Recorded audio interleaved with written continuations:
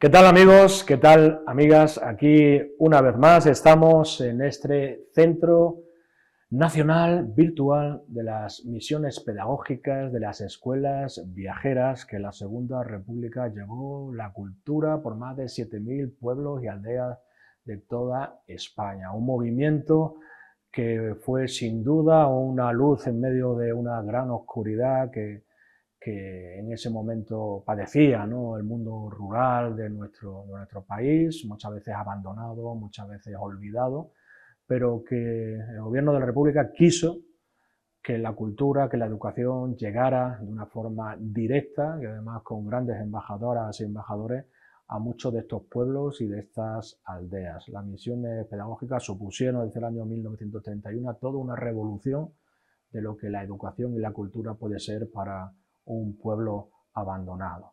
Hoy volvemos a estar en Navas del Madroño, en la que queremos convertir, aparte de donde existe el único lugar en el que estamos, centro de interpretación sobre las misiones pedagógicas que existe en nuestro país, que existe en España, además también que el único centro nacional que va a dedicarse a profundizar, educar, investigar sobre lo que las misiones pedagógicas supusieron y suponen en el siglo XXI, en el día de hoy, para la educación y la cultura. Ya saben que además se pretenden crear embajadores y embajadores de las misiones pedagógicas por cualquier lugar del planeta, con lo cual si están interesados les pedimos que sigan viendo este vídeo y todo lo demás que este Centro Nacional está creando. Hoy vamos a hablar especialmente de cultura, porque la cultura fue una base fundamental de los tres objetivos que tenían las misiones pedagógicas: hablar y tratar de reforzar la educación en el mundo rural, llevar la cultura general por cualquiera de estos municipios, de estas aldeas, y reforzar también, ¿por qué no?, el compromiso social y político, conociendo las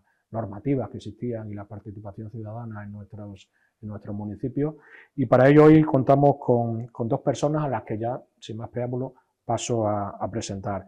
Tenemos a Cristina Reguero, que ella es la coordinadora precisamente del lugar en el que estamos, el Centro de Interpretación de las Misiones Pedagógicas. Cristina, muy buenas. Buenas tardes, encantada. Y tenemos también con nosotros hoy a Joaquín Galán. Joaquín Galán es concejal de Cultura del Ayuntamiento de Navas del Madroño y además de profesión actor. Joaquín, bienvenido. Muchas gracias. Venga, pues vamos a hablar de nada más y nada menos de lo que lo que supuso para todo el país, para el mundo en general, pero especialmente del mundo de la cultura, de la educación, de los valores, de los principios que la Segunda República quería trasladar a este mundo rural desde vuestra perspectiva, ¿no? Cristina, tú eres la coordinadora de este centro.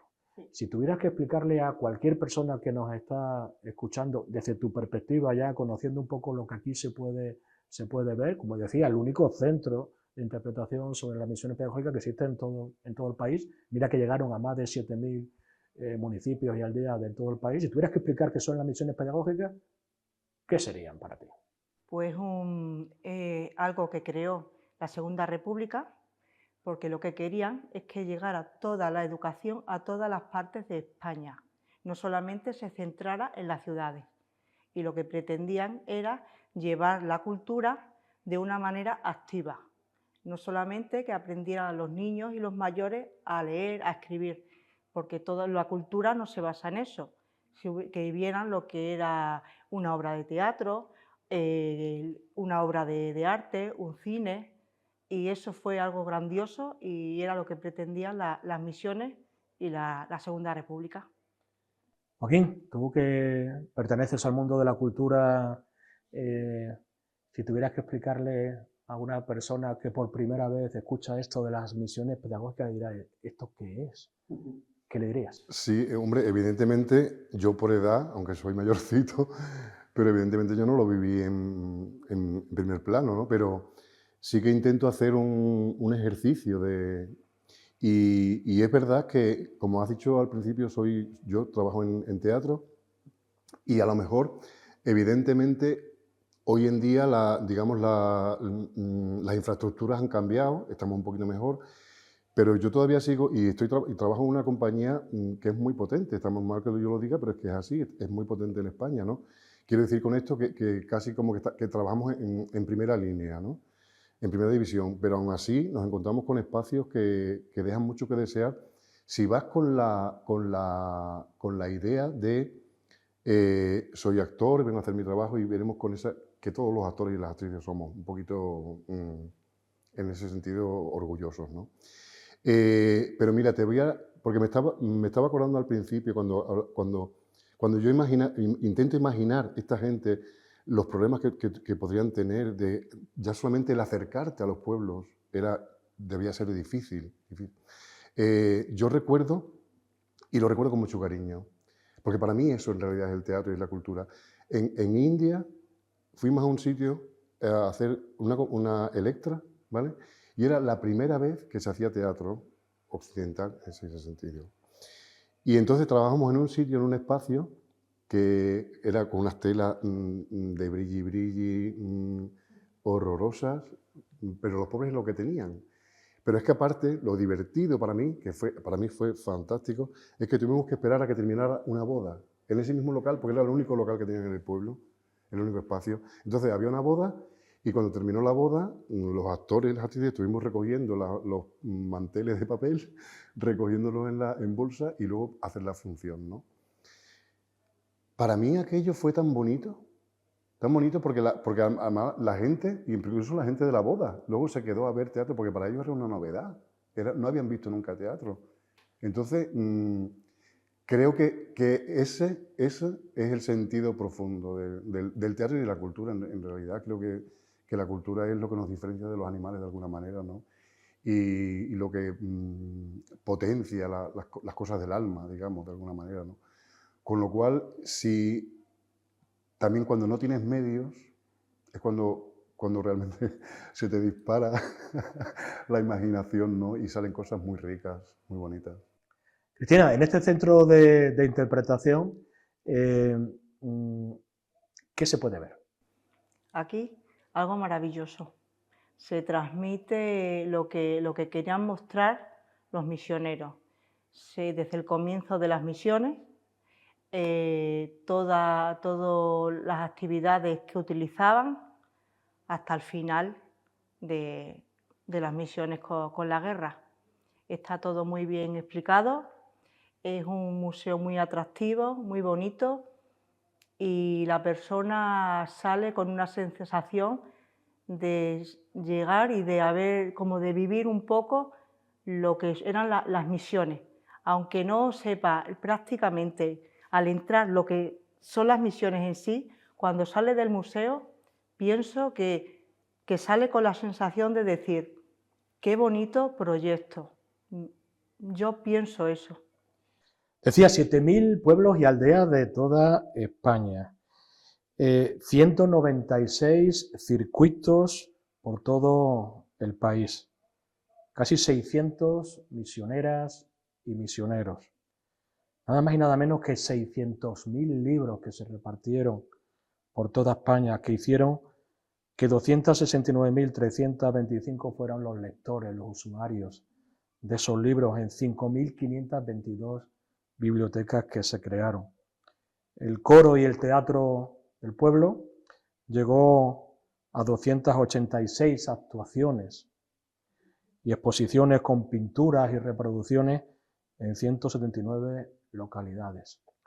Lo que se puede hacer aquí en poco tiempo, ¿no? Y como tú decías, independientemente de las dificultades, independientemente de los obstáculos, de los impedimentos, si hay ganas, si hay voluntad y sobre todo, si hay personas decididas a coger ese objetivo, ¿no? Y ese proyecto con emoción y con ganas, se pueden conseguir cosas tan impresionantes como esta.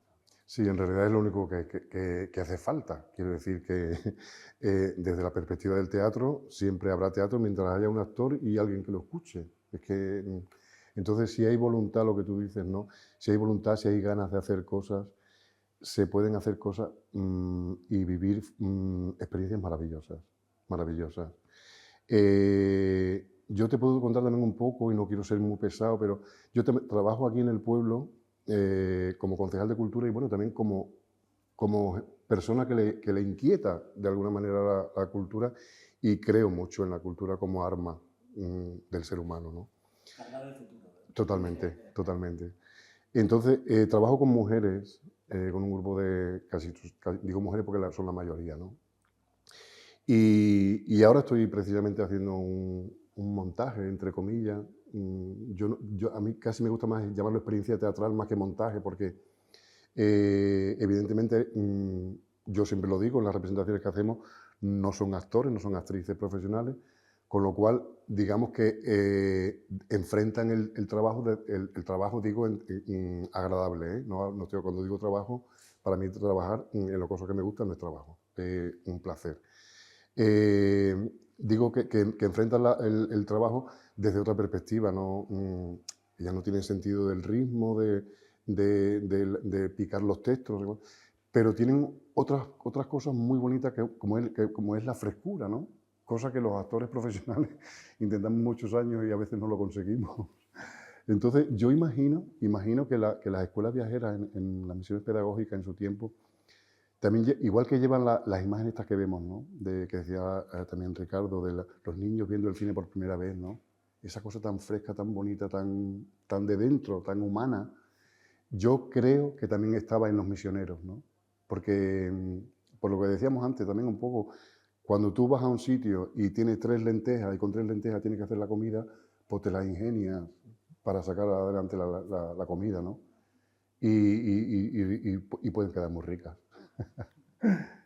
Estudiantes universitarios, maestros, inspectores educativos, artistas, profesores de agricultura o de medicina, intelectuales como nada más y nada menos que Antonio Machado, Pedro Salinas, Federico García Lorca, Alejandro Casona, María Zambrano, Ramón Gaya, Carmen Conde. Casi nada, ¿no?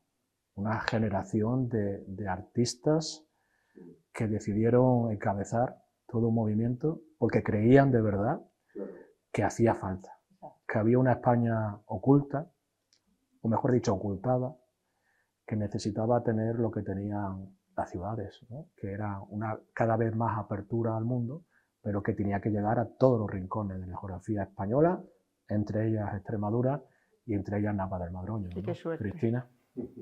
Una suerte y un orgullo que las misiones llegaran al pueblo y tuvimos la suerte de encontrar el material que estaba oculto y enseñárselo al mundo.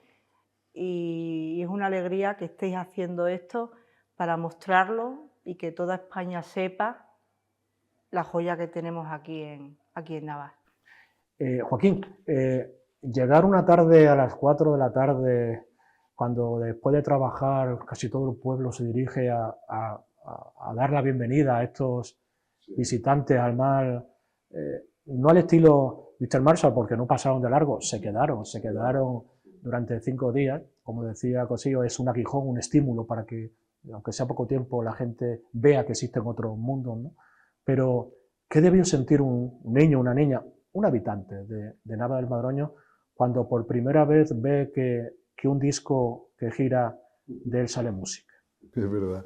Mira, a mí me impresiona mucho cada vez que veo la película esta que hay, que se proyecta aquí en el centro, las imágenes de Navas, ¿no? Entonces ver esa calle que la conozco de toda la vida, claro, verla llena de gente vestida de negro, claro, de pronto es un contraste decir, madre mía, esta gente, ¿qué les pasaría por la cabeza? ¿Qué les pasaría por la cabeza? Mira, yo te puedo contar que mi abuela, y evidentemente fue posterior, y lo cuento como anécdota, pero es cierto. Un día se fue ella era ciega, se le murió un hijo en la guerra, bueno, lo mataron, y le dio algo en la cabeza y empezó a perder la vista y murió ciega. Entonces, lo que pasa es que la televisión la acompañaba de alguna manera mucho, ¿no? Entonces mi madre le ponía televisión y ella se quedaba solita. Y un día no estaba la televisión. Y aquí, ahora ya no, pero en aquella época que yo lo he vivido, cuando tú estabas de luto, había luto en la casa, no se podía poner la televisión, ¿vale? Prohibido. Entonces una noche, pues no había televisión, estábamos en la mesa camilla charlando. Y ella me preguntó, Joaquín, ¿por qué no pones la televisión? ¿Qué pasa? Me estás ocultando algo, ¿no? Y le digo, no, abuela, simplemente es que se ha ido la luz. Vale, ella se quedó así. Y al rato me llama y me dice, Joaquín, porque yo con mi abuela tenía un rollo, yo era como su intermediario con el mundo, ¿no? Me dice, Joaquín, ¿por qué no le ponéis velas detrás a ver si se ve la tele? Claro, y entonces ella, es su lógica, entonces gente que tiene ese nivel de conocimiento, de pronto, lo que acabas de decir, ¿no? Que de pronto vieran imágenes en una pantalla, pero esto se pellizcarían, imagino, ¿no? Pero esto es real o... Entonces, es difícil, es difícil. Ya nos sorprendemos, por un lado, creo que desafortunadamente menos por las cosas, porque ya... pero aún así, con las cosas estas que van saliendo de la tecnología y de la inteligencia artificial, nos seguimos sorprendiendo, ¿no? Creo que eso, elevado a 6 o 7, sería lo que sintieron ellos, ¿no? Cuando vieran estas cosas que en su vida hubieran imaginado. El poder revolucionario y transformador de la cultura, Sí, sí. de cómo puede cambiar la historia de un Mucho, pueblo, mucho. de una ciudadanía, ¿no? La cultura como herramienta de transformación social, ¿no? Totalmente. La cultura lo es todo. Yo para mí creo que es una fuerza muy potente la cultura y la educación. Hay una persona que era en ese momento el director del colegio público, donde estaban esos 8 profesores, maestros, dando sus clases en un mundo donde el maestro rural era, pues eso, pues diferente al mundo del urbano, pero que con buen criterio decidió esconder, cuando veía que la cosa se ponía fea, todo este material, ¿no? Y sin lugar a dudas es un material que hoy buena parte de él se puede ver, visitar, tocar dentro de estos centros, ¿no? Cuéntanos un poco qué material tenemos en el centro que viene directamente de esa época. Se encontraron una colección de libros, un gramófono que funciona todavía porque estaba muy bien conservado, una colección también de 17 discos de pizarra, cada uno con su ficha explicando de qué tipo de música, cómo había que tratarlo, que cuidarlo, y material de medida de capacidad, de pesa, de todo un poco. Y está todo muy bien conservado, sí. Teatro para el pueblo, teatro para la gente que necesitaba ver y experimentar, ¿no? Ginés de los Ríos, cuando creó la Institución Libre de la Enseñanza, que digamos el antecedente, el germen de lo que fueron las misiones pedagógicas, decía que no solamente había que llorar y que sufrir siendo con la educación, siendo educado, ¿no?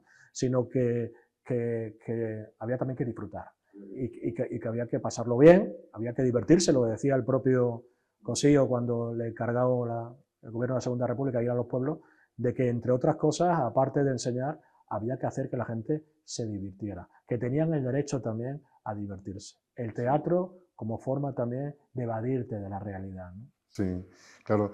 Y sobre todo en aquella época, imagino, ¿no? Donde es verdad que la vida sería bastante dura, con lo cual era una forma de evasión interesante e importante para ellos, ¿no? Entonces es verdad que el teatro, pero cuando digo teatro no hablo, para mí el teatro es comunicación en realidad. Quiero decir que si yo te estoy contando una historia y tú me estás escuchando, para mí ya hay teatro, no tiene que tener la forma que le damos o el concepto que tenemos hoy en día. Con lo cual, si yo te cuento algo divertido, seguramente te estoy ayudando, pues si tú estás en un momento de dificultad, ¿no? También es verdad que, a ver, yo hoy, aunque tenga muchos problemas que no voy a contar aquí, pero evidentemente para mí el teatro también significa, yo se lo digo mucho a las mujeres, yo me puedo divertir mucho aunque no me esté riendo.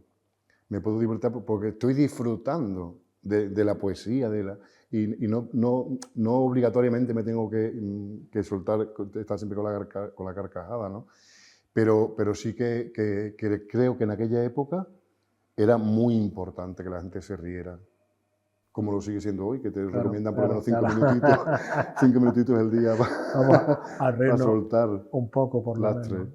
Llegamos al final ya, ¿vale? Llegamos al final de la entrevista y me gustaría, puesto que esto es un proyecto también, un proyecto de promoción, de difusión, una iniciativa para dar a conocer lo que se sintió, se vivió en aquella época y lo que se conecta con la realidad de hoy, lo que se siente y se vive hoy, en qué medida pues esa educación ahora que se llega a través sobre todo de las redes sociales,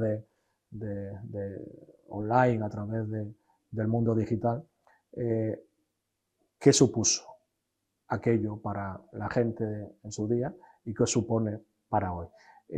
Por eso me gustaría que, dirigiéndonos a la cámara, para cualquier persona que pueda estar escuchando, viendo, podáis decirle por qué es importante que consigan entender lo que las misiones pedagógicas, lo que las escuelas viajeras supusieron en su día.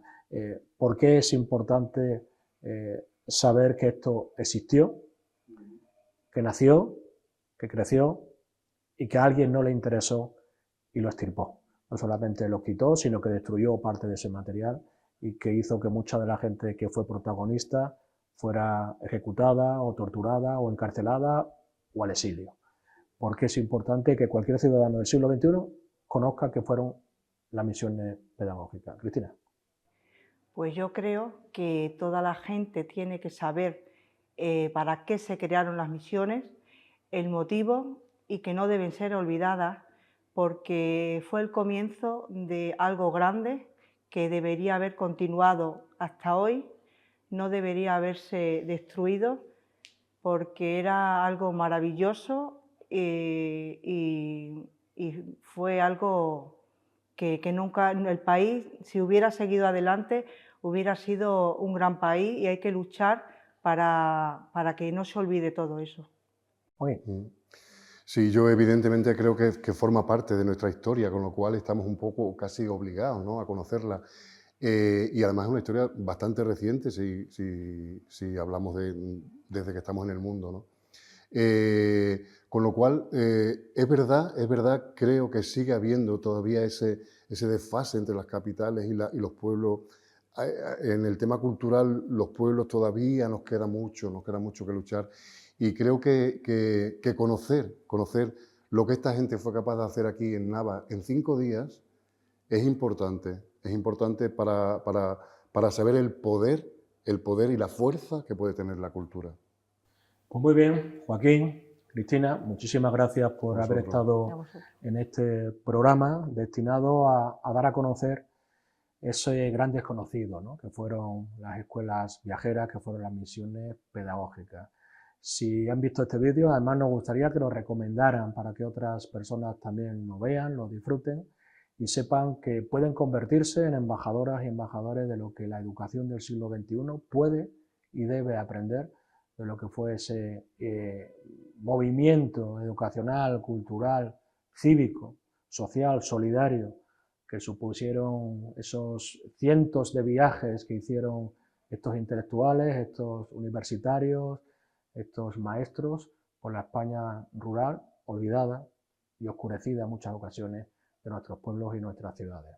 Nos vemos en otro capítulo. Muchas gracias.